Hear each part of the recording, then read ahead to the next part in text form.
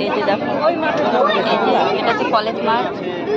College মাঠে রথ আসছে, সবাই আসছে। চলো একটু ফাঁকা জায়গা, ওকে ছাড়ো, তোমার হাঁটবে। আসো, এই যে দেখো, এটা হচ্ছে কলেজ মাঠ, পুরোটাই সুন্দর ফাঁকা, মানে খুবই সুন্দর। দেখো এই যে কলেজ, এই যে এটা কলেজ, আর এটা হচ্ছে ITI কলেজ। এটা হচ্ছে ITI কলেজ।